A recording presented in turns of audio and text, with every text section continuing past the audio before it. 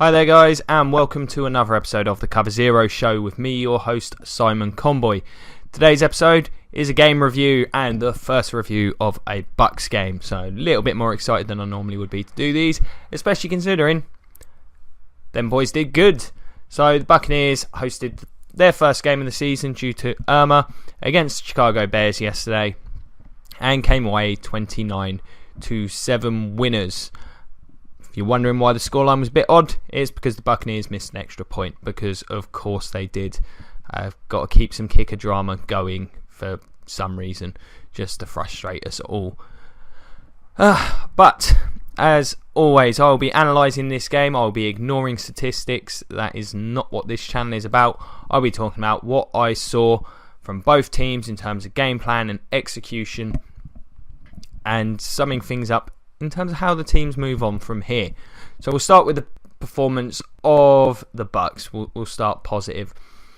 This game got out of hand. The second half was basically just two teams looking to not give away too much. That's certainly how it felt to me. Buccaneers came out looking pretty sharp. I think Jameis had a pretty reasonable game. Missed a couple of deep throws, but in the short and intermediate game, he looked really sharp, had good pocket movement, was accurate, and most importantly, made good decisions constantly. Was very good at picking up, because the Bucs' run game did struggle in the first half before the Bears got tired out, and he did have a fair few difficult third down conversions that he had to make. The connection between him and Mike Evans was strong as ever. Evans had a dominating performance every time the Bucs went to him. He seemed to be plenty open. Made a bunch of somewhat contested catches, but he just did a great job. The touchdown was a very, very good grab on a fade route. The theory that he was going to see more man coverage this season did look to be true, and he was absolutely eating that up, just running out routes. It must have been about 3 or 4, getting across the middle on crosses. He had a really strong performance. Him and Jameis look absolutely in sync. Deshaun Jackson didn't see too much of the ball, made a couple of decent grabs. Jameis, as I say, struggled with his deep ball. Had a couple of shots, one where he took a big hit. May have disrupted the timing of it a little, had to get rid of the ball that he wasn't able to come up with, and just missed on a couple of others. He's had this problem the last couple of years where they're never far away, and he's not underthrowing them, which is the main thing, but they're just not quite on point. But short and intermediate game, his mechanics looked as good as they've looked, and as a result he was very accurate throughout the day. As I mentioned, the run game struggled early on. Jaquiz Rogers' numbers not looking particularly impressive as a result. Bears front seven did a pretty good job. They held up well until the second half. I just think they got gassed. As a result, Peyton Barber came off the bench. He looked pretty impressive. Charles Sims had a very quiet day. I think he's almost exclusively going to be used as a receiver at this point. I think the Buccaneers want to be a bit more of a sledgehammer team at the running back position, particularly with the offensive line. Whilst I don't think they did a great job, pass protection was pretty sound throughout. Jameis only got sacked twice. One time Donovan Smith just got beat clean as a whistle. Didn't give Jameis much of a chance. The second sack very late in the game. Bit of a coverage sack on a 3rd and long. That wasn't too concerning to me. So the Buccaneers have to be happy with that. It was my primary concern heading into the season. And the Bears, not a dominating pass rushing team, but they're certainly competent. So that was a real plus for this team. The run blocking took over in the second half, as I suggested. The Bears quite clearly were very happy to play the run aggressively early in this game, and I think that's a large reason why James was able to get off to such a start. Cam Brayton and OJ Howard didn't get too involved. Because the game got so out of hand, it's not enormously easy to judge how prolific this Buccaneers passing attack could be. Of course, if you look at the raw numbers, they're not going to look particularly impressive, but that's simply a case of the game basically being over at half time, just running the clock out in the second half. I was very impressed with the 2 drives the Bucs had to start the second half. When you've got a lead, even though Charles Sims fumbled on the first drive, that was a time-consuming drive, and then they got the ball back, and I think it was about 8 or 9 minutes they held the ball for. It was a very, very long, grindy drive. Only ended in a field goal, but at that point, that was more than enough to ice the game. Although the Bears really didn't ever show any sign of a fight back.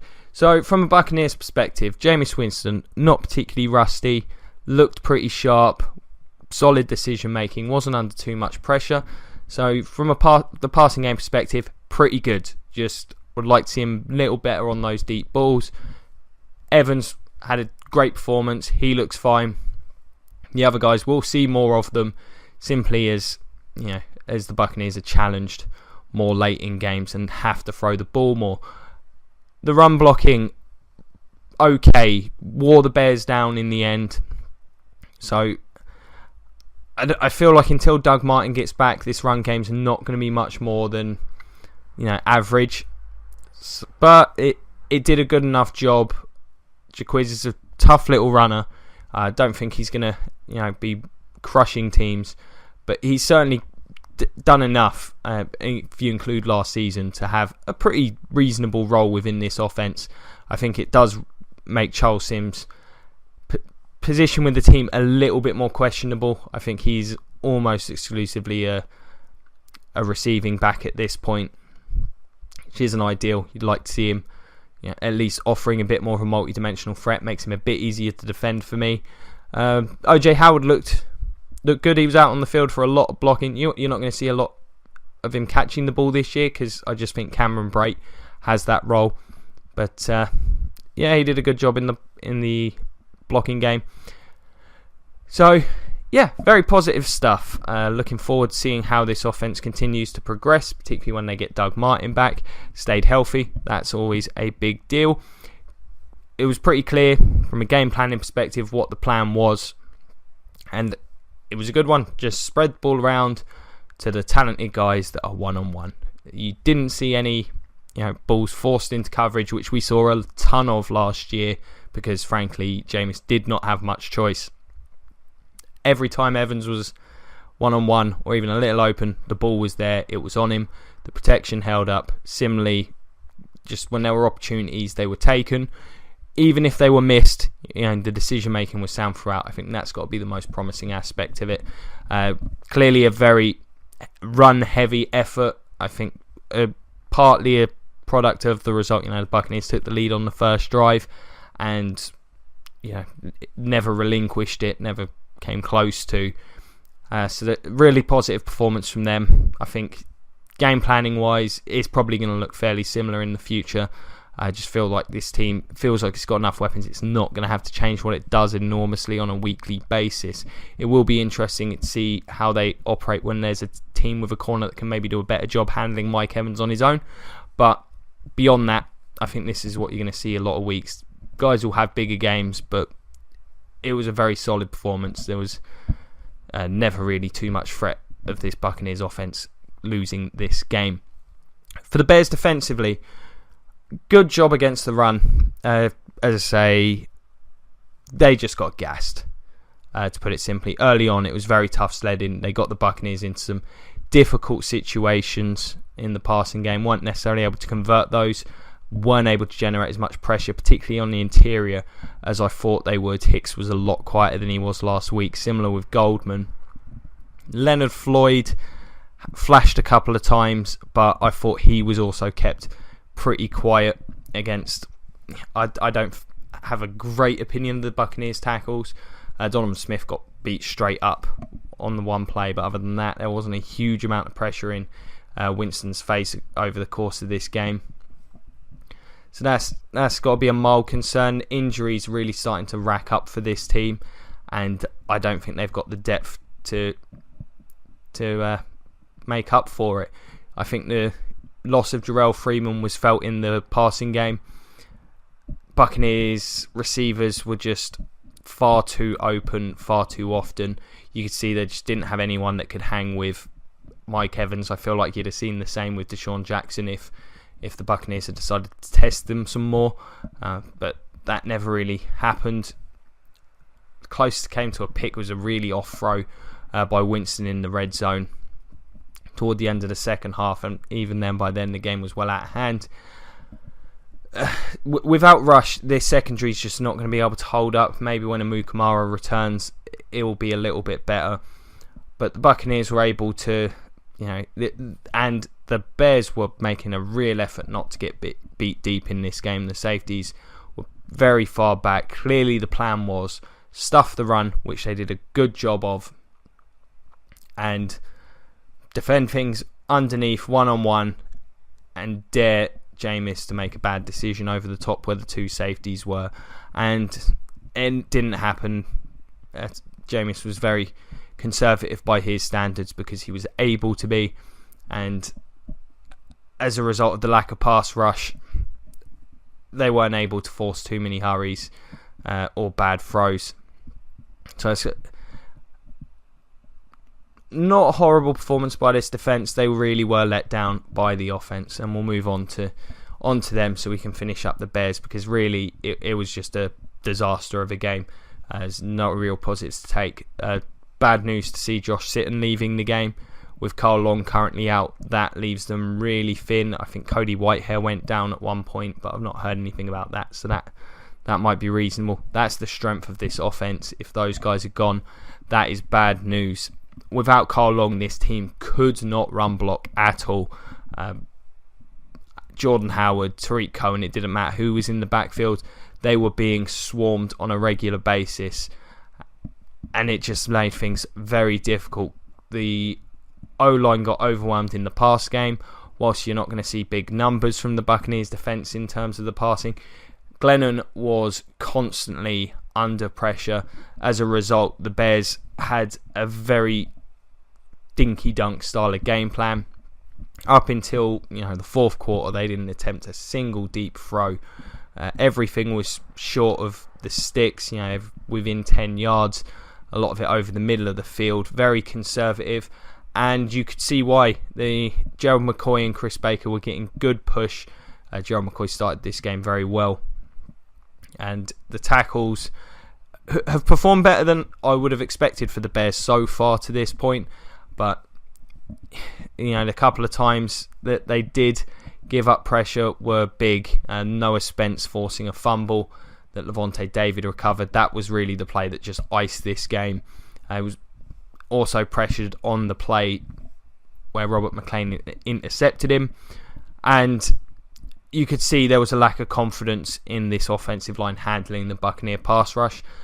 Buccaneers weren't too aggressive in terms of the guys they bought. Had a couple of successful blitzes, including the aforementioned fumble. But for the most part, the Buccaneers were happy to sit there in zone coverage or even in man. Did not show a huge amount of respect to these wide receivers. And again, because this game was so out of hand, I think part of it was just sitting off them, letting them dinky dunk down the field and just tightening up when they had to, and they did a good job of that. The Bears are going to have a disastrous season if they can't run the ball better than they did today. Yesterday. It really was tough sledding for them. Glennon really didn't have a shot in this game. The two picks do not look good, however. The first one in particular, he'd made up his mind as to where he was going with it. Quan Alexander just drop him back into a simple hook zone, and just the easiest pick he'll probably have all season. That one's a really tough watch. Before that, Glennon was very sharp on that drive, but that momentum loss it snowballed from there. The second interception, that was just a late throw. Looked underthrown to me as well. It was a pretty easy interception for McClain. Those are the routes, as you see, when they get intercepted, those quick outs or those flat routes, those are the ones that tend to go back to the house. And the timing on the throw looked off, and the throw looked a little bit wonky. Other than that, he was very accurate throughout the game. His lack of mobility did show up. I think a lot of the bad throws and decisions in the game from Glennon stemmed from the interior rush. The exterior rush didn't really have too many opportunities to get there because of how quick the Bears were getting the ball out of Glennon's hands. The receivers, just no explosion in this game. Just there are too many drops, but even then the drops, they all came at points when this game was well over. They were able to get some yardage, make some plays, get open in man-to-man coverage, but every time they were pretty much tackled almost immediately. Needed a bit more elusiveness, needed some game-breaking ability to try and get back into this. And Kendall Wright does not have that ability, and he's probably their top wideout at this point. So that's really concerning. All across the offense, signs for concern today. I don't think a huge amount of this can be placed on Glennon. His lack of mobility certainly showed up. If there's one reason, give it a few more weeks, they'll have to consider Trubisky, is that if these offensive line injuries continue to mount up, then they may have to put him in just for the sake of keeping this offense going. We saw today, without a run game, they're going to be very lifeless, and it's a tough one. I really did feel this Bears team could have been a lot better this year, and the season has... things were very positive last week, but I just feel like the injuries at this point, losing all those receivers, losing their linemen, interior linemen, losing a couple of defenders, is too much for a team that was very thin to begin with and didn't have a huge amount of high-end talent. It's a little much for them to contend with. On the Buccaneers side of the ball, I think a lot of it was covered there. Again, this game was out of hand so early, it's hard to read too much into it. Buccaneers looked happy to attack the run and take their chances with these receivers. As a result, the Bears were able to move the ball through the air with short passes, but the mistakes ended up killing them. The run game utterly. It's hard to emphasise just how non-existent it was. The amount of times where Jordan Howard or Tariq Cohen got the ball in the backfield and were just swarmed. The speed of this Buccaneers defence showed up big any time they tried to go to the outside. There was several Buccaneers players there to stop them. It was a dominating performance from that front seven. I expected that they were going to be very good heading into the season, and Quan Alexander, after making that pick, missed a lot of this game, whether that was through the hamstring injury that he's been dealing with or the illness he's been dealing with, I'm not sure. But the rookie Kendall Beckwith filled in. He looked very good. Probably not as speedy as the other two, but he was in the right place in the right time. He impressed me in coverage late in the game, and he played well.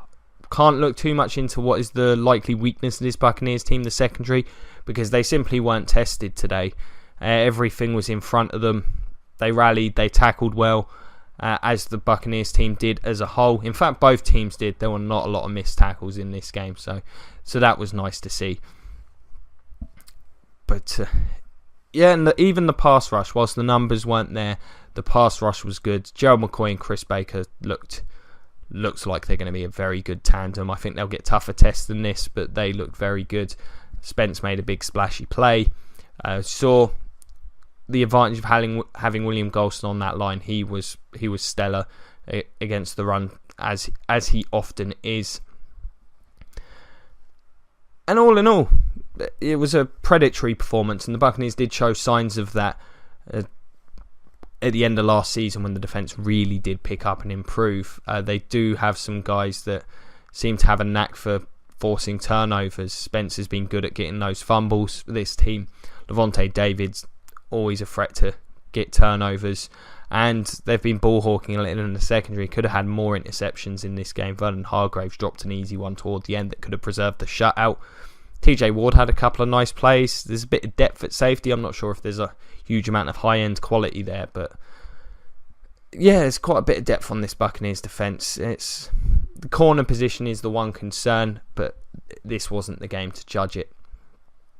So we'll see what happens for this defence from here on in, but they're obviously going to be ecstatic with this performance. the 2 interceptions both came at big times, just to sort of kill the game off. The special teams fumble recovery, that was huge. And very few injuries, so the Buccaneers will be incredibly happy with this one. They've got the Vikings next week. If Sam Bradford doesn't play in that one, you'd have to favour this Buccaneers team at this point. I just don't know if Case Keenum's going to be able to get the job done. And frankly, the Vikes offensive line, I think they might struggle with these guys. So if Bradford's not playing, I think the Bucs will go into that matchup with a ton of confidence. It's going to be a good test to see him going up against that Vikings defence. I'm looking forward to that one. I think we'll learn a lot more about this Buccaneers team next week, particularly if Bradford plays. Now, for the Bears, I don't know where you really go from here. You've got a couple of tough games coming up. I can't remember who they've got off the top of my head. Let's find out. It's not the most exciting bit of the show, but while I look, I'll talk about some other stuff. So yeah, the Bears. I mean, I wouldn't want to put Trubisky in there. I don't think Glennon was an absolute disaster today, like I've seen some people suggest. I think he struggled, sure, but you look at what was around him. Absolutely zero run game, some fairly constant pressure, and a real lack of talent and explosion at the wide receiver position, bordering on doomed to fail. And when you factor in stuff like an early fumble that puts the Buccaneers in the red zone to make the game a 2-score game, the odds are stacked against you at that point. Defensively, I just fear that these injuries mounting up are going to give people the mirage that they're a really poor unit. But next week, the next 3 games are the Steelers, the Packers, and then the Vikings. So it doesn't get any easier. And unfortunately for this team, they've got to be. They're probably going to be looking at an 0-5 start to the 2017 season. You'd have to think if that's the case. I believe the bye week is a couple of weeks after that. It doesn't get any easier. Because then they've got the Ravens. So yeah, maybe after the Ravens game, although the Panthers' defenses look good so far, we'll see Trubisky if Glennon has more performances like this. I don't put a huge amount of blame on him. I think he was fairly accurate throughout the majority of this game and just really wasn't given a lot to work with. So yeah, as a Bucs fan, you can't really get a much better performance in the first game of the season. Really did dominate on both sides of the ball. Had a little bit of help from the turnover battle, but sometimes you make your own luck. And just look comfortable throughout. We'll learn a lot more about this team in the upcoming weeks. It's far too early, not the kind of game to draw too many conclusions from. And similarly for the Bears, this one was just a disaster, and it just feels like with the injuries this team has suffered, it's going to be tough. This offense is bare bones at this point in time, and it's going to be a case of, I think, the second half of the season, maybe they get a bit healthier and Trubisky can come in and see what he can do. But these next few weeks, really, they look bleak, and it's rough because I thought this team could have been okay if chips had fell their way a little bit this season, but it's looking really poor at the moment. But you never know, maybe this game was just one of those disasters, but I don't know. But there you have it. Those are my thoughts on that game. Surprised I managed to get so much out, because really, as I say, it really was only one half that we could properly analyse before the second half was just, it never really got going. Obviously I'm happy with the result though, so roll on next week. I think the Buccaneers-Vikings game, if Bradford's playing, is one of the better looking matchups. It's going to be very interesting. And for the Bears, I do feel for you guys at this point, because we've been there with Glennon, oddly enough. It's a real shame. But hopefully things for them will get better. Maybe it's not such a bad thing to get some of the more difficult games on the schedule out of the way at this point in the season. It does mean they can maybe play Trubisky later in the year and see what they've got there without him. Just you feel like if you put him in now, he ends up getting card, and don't want that to happen. You know what getting card is? We will explain it in this week's episode of the Round Table because it's always something worth discussing. So there you have it. Those are my thoughts on this one. Let us know, what did you think of this game? I'm not sure there's a huge amount to say unless you're an angry Bears fan. Give us a shout in the comment section below on the Cover Zero Facebook page, or find me on Twitter at Simon Conboy. Always happy to talk football. Check out some more episodes. There's going to be a couple more of these reviews going up today, possibly tomorrow as well, including the Monday night game. And then Wednesday will be the weekly roundtable as usual. Not sure who we're going to have on it this week. That's always an adventure. So I hope you check that out. Plenty of content going up on the channel over the course of the season. And then again, of course, in the off season. If you could like, share, subscribe, check out the Patreon. That's always greatly appreciated. Thank you so much for your time. It's been a pleasure. Have a great evening. And go Bucs.